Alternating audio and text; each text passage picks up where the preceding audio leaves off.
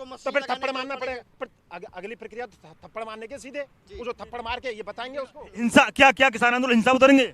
नहीं, हिंसा पे बिल्कुल नहीं उतरेंगे, लेकिन क्या करें? नहीं, क्या हुआ अभी, क्या हुआ करनाल में? नहीं, करनाल में क्या हुआ? एक एसडीएम से आप उम्मीद करते हो? नमस्कार नमस्कार, मैं राजू सिंह सोलंकी, विकासशील भारत के लिए हम पहुंचे गाजीपुर बॉर्डर। आप देख रहे होंगे गाजीपुर बॉर्डर पर क्या नज़ारा है। बहुत सारे किसान नेता हमारे साथ हैं। जो 5 सितंबर को महापंचायत होने वाली है, जिसे महापंचायत ऐतिहासिक कहा जा रहा है, उसके बारे में जानकारी लेते हैं। 2 दिन शेष हैं, क्या और कैसे रहेगी, क्या सुविधाएं रहेंगी, क्योंकि इतने लोग आएंगे, क्षेत्रीय लोगों को असुविधाएं हो सकती हैं, यातायात को असुविधा हो सकती हैं, बहुत सारे आवागमन होता है उसको असुविधाएं हो सकती हैं। तो क्या मांगे हैं और क्या असुविधा हैं, सभी बिंदुओं पर चर्चा करेंगे। हमारे साथ हैं commando OP Singh. OP Singh ji, सबसे पहले बताइए 5 तारीख को होने वाली महापंचायत में किसानों की क्या सबसे पहली मांग है और क्या सुविधाएं हैं, जिससे कि बाकी लोगों को असुविधाएं न हों? देखिए, मांगों की तो कोई बात ही नहीं। मांगे तो सबको पता है कि हमारी क्या मांगे हैं। 3 काले कानून वापस और एमएसपी पे गारंटी, ये हमारी मांगे हैं। आज मांगों की बात नहीं है। अब ये तो मांगे तो यहाँ भी मान रहे थे, बड़ी महापंचायत करने की आवश्यकता है। यही बता रहा हूँ कि पंचायतें करने की आवश्यकता क्यों पड़ी, क्योंकि सरकार जो है बिल्कुल नोटिस नहीं कर रही है किसी तरह से भी।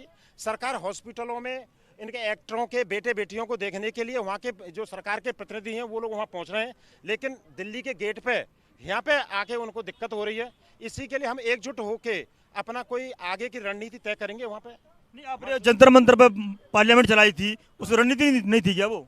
न, रणनीति थी वो, एक सांकेतिक हमारी एक तरह से रणनीति का एक हिस्सा था, सांकेतिक था वो जो संसद वाली बात थी। 5 तारीख को आप महापंचायत ऐतिहासिक बताने जा रहे हैं। आपने सोचा है कि कितने लोगों को असुविधाएं होंगी वहाँ पे?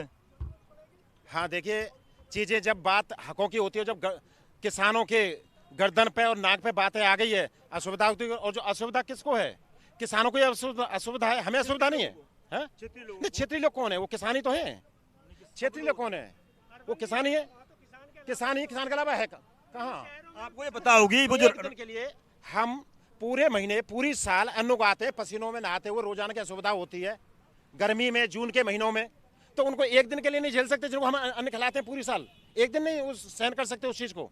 नहीं सर, मेरा सवाल ये है कि किसान आंदोलन लगाया आपने उत्तर प्रदेश और दिल्ली के बॉर्डर पे। आपने बोला कि ये बिल वापस करेगी केंद्र सरकार। जब बिल ये केंद्र सरकार वापस करेगी तो मतलब मुजफ्फरनगर में आप वहाँ शक्ति प्रदर्शन क्यों कर रहे हैं? तो शक्ति प्रदर्शन कहीं तो करना होगा। क्या ये कहीं चुनाव तो की वजह से है? नहीं, बिल्कुल नहीं, ऐसा नहीं है। चुनाव 2022 में चुनाव है, इसलिए आप लोग वहाँ जाके नहीं, ये निश्चित है कि चुनाव पे असर पड़ेगा। बिल्कुल, मतलब सीधा है कि आप चुनाव को इफेक्ट पहुंचाने के लिए वहाँ पे जा रहे हैं मुजफ्फरनगर। हम अपने हक मांगने के लिए, अपनी ताकत को एकजुट करने के लिए। हक तो मोदी जी देंगे यहाँ पर। तो मोदी जी कैसे देंगे ये बताओ? मोदी जी कैसे देंगे ये बताओ? मोदी जी कैसे देंगे? मोदी जी तो बंद कमरे में बैठे हुए हैं। वो तो बंद कमरे में बैठे हुए हैं। एक जुबान तक उनके मुंह में दही जम गई है मोदी जी के। बताओ, एक भी जुबान उन्होंने निकाली हो इतने महीनों में? तो उत्तर प्रदेश जाके आपको लगता है कि मोदी आपकी बात सुनेंगे? बात उत्तर प्रदेश की नहीं है, क्योंकि बाबा टिकैत साहब जो है वहाँ से हमारा ये शुरुआत हुई थी किसानों के आंदोलन की, और इसकी हमारी जो यूनियन है वहाँ से शुरुआत हुई थी। और हमारी वो गंगोत्री है, असल में किसानों की गंगोत्री सिसौली है। तो एक बार फिर वहाँ से हुंकार भरेंगे और उस तरह से रणनीति सारी तय होगी। शीर्ष नेतृत्व द्वारा कुछ तय किया गया है और उसकी घोषणा होगी वहाँ पे। आपको लगता है कि आपके शक्ति प्रदर्शन की वजह से योगी आदित्यनाथ के ऊपर या भारतीय जनता पार्टी के ऊपर उत्तर प्रदेश में आने वाले चुनाव पे फर्क पड़ेगा? अच्छा, कोई बहरा हो जाए तो उसको कैसे सुनाएंगे? वो कहता है भैया मैं नहीं सुन रहा। हाँ। तो उसको सुना, चिल्ला के बोलते हैं ना उसको। हाँ। तो बस चिल्लाने का एक तरीका है, उस तरह से चिल्ला के उनको बताना। आपको नहीं लगता कि वो नजदीक जाने से भी नहीं सुन रहे हैं? नहीं, थप्पड़ अब उनको तो फिर थप्पड़ मारना पड़ेगा। अगली प्रक्रिया तो थप्पड़ मारने के सीधे, वो जो थप्पड़ मार के ये बताएंगे उसको। हिंसा क्या क्या किसान आंदोलन हिंसा उतरेंगे? नहीं, हिंसा पे बिल्कुल नहीं उतरेंगे, लेकिन क्या करें? नहीं, क्या हुआ अभी, क्या हुआ करनाल में? नहीं, करनाल में क्या हुआ? एक एसडीएम से आप उम्मीद करते हो? देखिए, आप कानूनों में क्या कहते हो? जब मैं आपको बता दे रहा हूँ, मैं आपको हिंसा पे उतरेंगे। मैं आपको बता दे रहा हूँ कि कानूनों में जो विवादों वाला अध्याय है, अध्याय 4, उसमें ये दिया गया है कि एसडीएम उसका निस्तारण करेगा। और वही एसडीएम किसानों पर लाठी बरसाने के लिए माफी मांग ली। बताओ, कैसे उम्मीद? तो हम भी माफी मांग लेंगे। भाई बात तो क्या बात हुई? शांतिप्रिय चल रहा है आपका, 10 महीने से शांतिप्रिय चल रहा है, अब आप थप्पड़ की बात कर रहे हो, हिंसा की बात कर रहे हो, क्यों? अभी हमने बोला है कि वो सुनाई नहीं दे रहा है, उन सरकार को सुनाई नहीं दे रहा है, तो हम उसको जोर से बोलेंगे। फिर और नहीं सुनाई दे रहा और कहता है और जोर से बोलिए, हम और चिल्ला के बोलेंगे। वो बोला अभी भी सुनाई दे रहा है, हम उसके कान पे चिल्लाएंगे। अब अभी हम उसके कान पे चिल्ला रहे हैं, ये आगे की प्रक्रिया है। अगर वो नहीं मानते तो इधर चिल्लाने के बाद भी 9 महीने में बच्चा हो जाता है। हाँ ठीक बिल्कुल। है, 10 महीने हो रहे हैं इस किसान आंदोलन को, अभी तक नहीं सुना गया। आपको लगता है कि ये मुजफ्फरनगर की रैली की वजह से भारतीय जनता पार्टी, मोदी जी या योगी जी आपकी बात सुनेंगे, आपकी बात मानेंगे? अब 9 महीने से बच्चा नहीं हुआ है, ऑपरेशन की जरूरत है। अब ऑपरेशन करेंगे, उससे बच्चा निकालेंगे। तो आपको लगता है कि अब मतलब सिजेरियन करके ये काम होगा? सिजेरियन से होगा और क्या। जब राजी से नहीं, हमने इशारों से समझाया, वो इशारों से नहीं समझे। हमने चिल्ला के समझाया, वो चिल्लाने से नहीं समझे। उन्हें कान पे चिल्लाने जा रहे हैं। अब हम कान पे फाड़ फाड़ के मुंह चिल्लाएंगे उनको।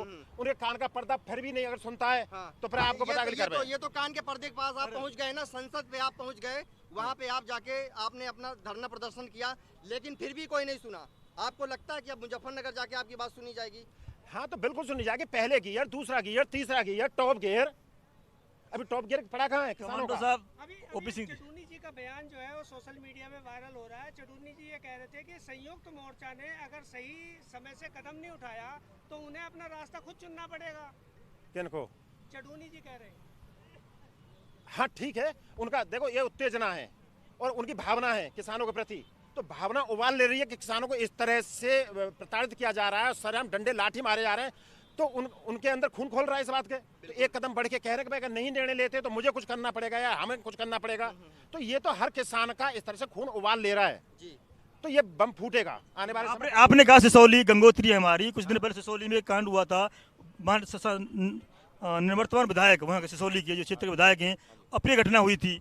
हाँ जी। पंचायत करने जा रहे थे, अपनी घटना हुई थी। नहीं तो उनका तो बीजेपी का षड्यंत्र इस तरह का होता ही है। ये क्या था, ये तो उल्टी पड़ गई इनको करनाल में। वरना इन्होंने क्या किया था, इन्होंने किसान डराने की तो ये मुहिम चलाई थी कि यहाँ से किसान डर जाएंगे और लोग जो आ रहे हैं दूर दराज से लोग आ रहे हैं वो लोग नहीं आएंगे, वो डर जाएंगे, हम पे लाठी बरसाएगी ये सरकार, तो इसलिए नहीं आएंगे। लेकिन उल्टा पड़ गया, ये माफी मांगनी पड़ गई। तो अब किसान जो है वहाँ पूरी ताकत से, आज तक की रैली में आप खुद देखना, आज तक इतनी बड़ी किसी कोई प्रधानमंत्री की किसी भी पंचायत आज तक नहीं हुई होगी। ये ऐतिहासिक, इसलिए ऐतिहासिक लिख रहा हूं उसमें, न हुई है न होगी भविष्य में। तो मतलब ये किसान आंदोलन क्या केवल रिकॉर्ड बनाने के लिए किया जा रहा है क्या? नहीं नहीं नहीं, ये बात को आपने बोला दूर ऐतिहासिक होगी, 5 लाख किसान वहाँ पे पहुँचेंगे। अभी मैंने कल चड़ूनी जी का देखा कि पंजाब से जो गाड़ियाँ आ रही, कम से कम 10,000 गाड़ियाँ थी रोड पर। चड़ूनी जी का जो कारवा आ रहा था 10,000। आपको लगता है कि मुजफ्फरनगर में इतनी जगह की जहाँ पे 10,000 गाड़ियाँ होंगी? तो प्रशासन किस लिए है? प्रशासन व्यवस्था संभालेगा, हम शांति से वहाँ अपनी बात कहेंगे। प्रशासन काम क्या है, वो क्या करेगा? अब मोदी जी के पास बहुत सारी फौज है, वहाँ लगाए। प्रशासन तो 26 जनवरी को भी था। तो हमारी पिटाई के लिए तो ये इनका प्रशासन, इनकी पुलिस तमाम आ जाती है, आरपीएफ आ जाती है, लगाए हुआ बटालियन। आप लोगों की क्या जिम्मेदारी है? क्या जिम्मेदारी? हमारी शांतिपूर्वक अपनी बात कहेंगे, जिम्मेदारी है। हमारे वॉलंटियर वहाँ लगे हुए हैं, 3-4 दिन से वॉलंटियर लगे हुए, सारी व्यवस्था संभाल रखी हुआ। इतना धैर्य कहाँ से लाते हैं आप? 10 महीने हो गए हैं। हाँ। इतना धैर्य कहाँ से लाते हैं? हम आपको लगता है कि इस मुजफ्फरनगर रैली के बाद आपको लगता है कि ये किसान आंदोलन का रुख बदलेगा, या ये जो आपने बिल जो बोल रहे हैं, जो काले पीले बिल हैं, ये वापस होंगे? ये पैदाइशी है धैर्य। जब हमारे धान बारिश में और ओलों में जब गिर जाता है ना, बिछ जाता है पूरा, और किसान बैठ के उसको देखता है और उसको कुछ भी नहीं बचता, अगले फिर 6 महीने की तैयारी करता है। वो 6 महीने से इंतजार कर रहा होता है, उसकी फसल पूरी बिछ जाती है बारिश में, फिर 6 महीने इंतजार करता है, 1 साल लग जाते हैं उसे कुछ मिलने में। तो उसके धैर्य तो कूट कूट के भरा हुआ, उसकी पैदाइशी हेरिटेज है उसके अंदर, किसान के अंदर। कुछ किसानों का कहना है कि अगर किसान सरकार से जाके बात करते हैं तो एमएसपी पे गारंटी का कानून, जो असीमित भंडारण, वो क्लॉज हट जाए तो किसानों का बहुत भला हो सकता है। लेकिन आप लोग कहते हैं कि जब तक इस बिल को वापस नहीं करेंगे, जब तक हम लोग घर नहीं जाएंगे। देखिए, तो उन किसानों का क्या होगा जो ये सोचते हैं कि हमको एमएसपी पे गारंटी का कानून मिल जाए और जो असीमित भंडारण ये हट जाए? ये इन्होंने संयुक्त मोर्चा ने जब बैठक की थी 11वीं, उसमें यही बात बोली थी, चलो एमएसपी बात कर लेते हैं जी। सरकार ने ये बोला था नहीं, पहले काले कानूनों पर बात होगी। संयुक्त मोर्चा ने बात कही है, आप पता कर लेना कि पहले एमएसपी बात कर ले, काले कानूनों पर बात कर लेना। उन्होंने सरकार ने कहा नहीं, काले कानून पर पहले बात होगी, बाद में होगी। सशर्त साल के लिए पोस्टपोन करने को तैयार थी, आप कहाँ तैयार हुए? कहाँ, किसको? 1.5 साल के लिए पोस्टपोन करने को तैयार थी सरकार, तो आप कहाँ तैयार हुए? कहाँ कर रही थी, कहाँ कर रही थी? कौन सी वाली बैठक में, कौन सी वाली बैठक में? ये हुआ था 1.5 साल के लिए पोस्टपोन कर देंगे।